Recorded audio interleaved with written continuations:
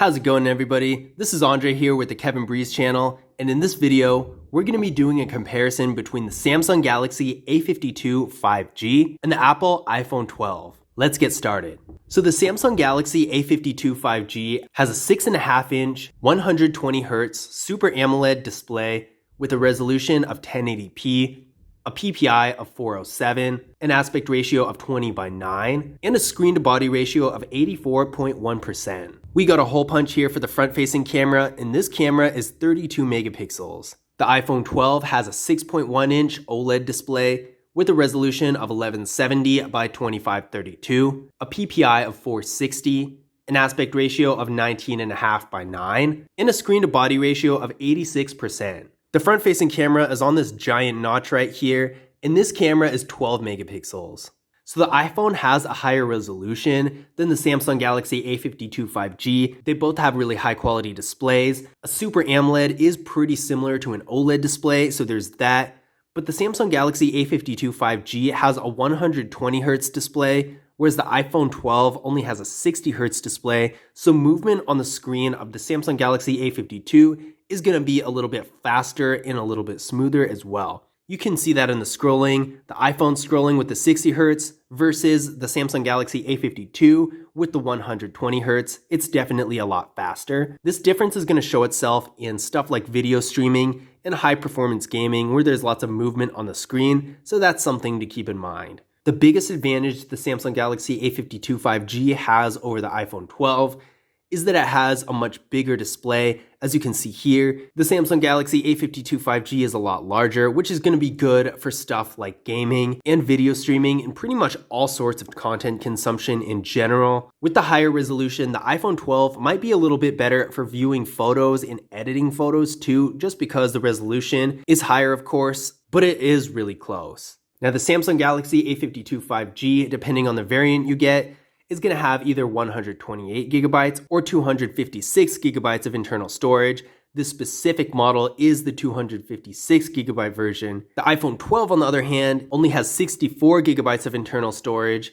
You can get it in 128 or 256 gigabyte variants as well, but this is the 64 gigabyte variant, and this phone is still a lot more expensive than this one, even at its lowest level. So not only does the Samsung Galaxy A52 5G have quadruple the storage space of the iPhone 12, but it also has the ability to use a microSD card to expand the storage. And the most likely reason that you would ever even come close to using all the space on this phone is if you're shooting a lot of video, especially 4K videos, because those take up a ton of space. But with a microSD card, you can expand it even more. So you're really unlikely to ever run out of space on this one. Whereas with 64 gigabytes, even for normal activities, you might actually come close. So if you're going to be doing lots of activities that take up lots of storage space, I would say the Samsung Galaxy A52 5G does have an advantage. Now, the A52 5G doesn't have wireless charging, but the iPhone does.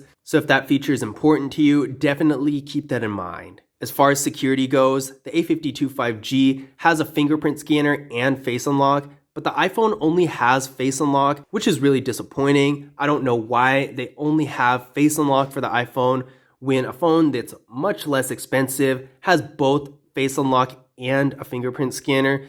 I don't know what stopped Apple from developing an in-display fingerprint scanner, but unfortunately that is the way it is. That being said, let's give the fingerprint scanner on the A52 5G a try and see how it performs. This one's really nice, right in the display.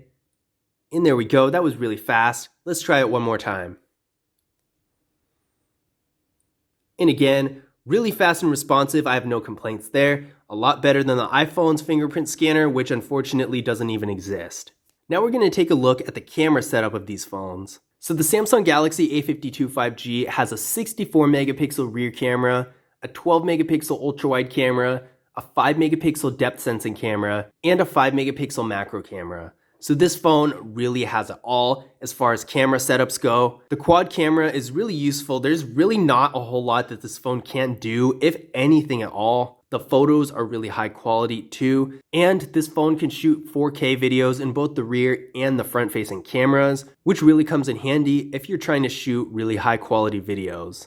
The iPhone 12 only has a dual camera setup, with a 12 megapixel rear camera and a 12 megapixel ultra wide camera. This isn't bad either, but I would say overall, the Samsung Galaxy A52 is going to be a little bit more versatile. To give you an idea of what these cameras can do, this is what the two photos look like, side by side, taken by the rear cameras of each phone. As you can see here, the Samsung Galaxy A52 5G has a really similar quality to the iPhone 12. The brightness might be a little much compared to the iPhone 12's picture where it's a little bit more balanced, but the colors are more vivid as well. And a lot of this could have to do with the specific angle and lighting of the photo. This was by no means a professional shot. I really just snapped it real quick. So the bottom line is you can see once again, the iPhone, although it's a lot more expensive than the Samsung Galaxy A52 5G, really isn't all that much better as far as this camera goes. Now internally, the Samsung Galaxy A52 5G is going to get either 6 or 8 gigabytes of RAM depending on the variant. This specific variant is the 8 gigabyte version. And this phone has the Qualcomm Snapdragon 750G processor. The iPhone 12 is getting 4 gigabytes of RAM with the Apple A14 Bionic processor. We ran Geekbench 5 benchmark tests on both of these phones. The A52 5G came back with a single core score of 647 and a multi-core score of 1939. The iPhone 12 came back with a single core score of 1591 and a multi-core score of 4089. So there's a huge difference here, but at the same time, the A52 5G is really past the threshold where it really even makes a difference for basic activities. So if you're not doing super high-end things like rendering giant files when editing videos, or playing a really high performance game with lots of complicated graphics, then you're most likely not going to be using the full power of the iPhone 12's processor. In which case, the A52 5G should be plenty of power. The Samsung Galaxy A52 5G has a 4500 mAh battery versus the iPhone 12's battery, which is one of the smallest out there, with a 2815 mAh battery.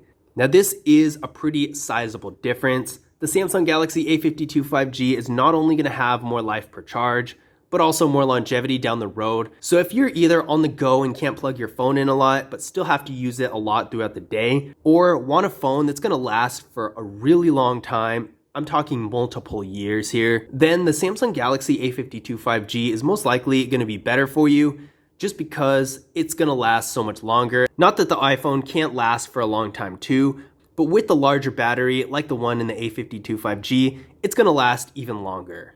Now in conclusion, which of these phones is better? Now obviously the iPhone 12 is a flagship phone at the end of the day, and it's going to have more quality and features than a phone that's not a flagship phone. But the most useful thing we can take away from this is which phone provides the most value. And in that, I would say the A52 5G is going to provide a bit more value than the iPhone 12.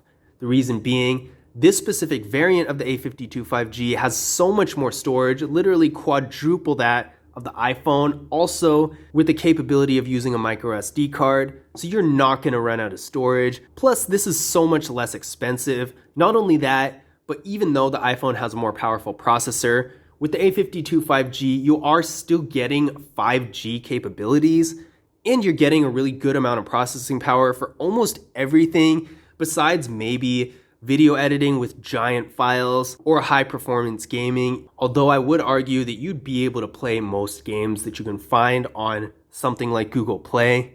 As you saw from the camera really isn't too much different. The iPhone might be a little bit better at handling lighting, but at the end of the day, it's really so close that you have to ask yourself, is it really worth it to spend all that money on the iPhone 12 just for a slightly better camera? Because the A52 5G does take really good pictures and can shoot in 4K video as well. And of course the battery, the A52 5G has a much larger battery than the iPhone 12. Another thing that flagship phones typically have that a phone like the A52 5G it might not have is dust and water resistance, which actually the A52 5G does have. With water resistance up to 1 meter for 30 minutes, it does to an extent take away a lot of the flagship phone benefits the iPhone might have. So at the end of the day, even though both are really good devices, the Samsung Galaxy A52, in my opinion, does provide more value for your money. But I hope you guys enjoyed the video. If you did, be sure to leave a thumbs up and subscribe. And as always, I'll see you guys in the next one.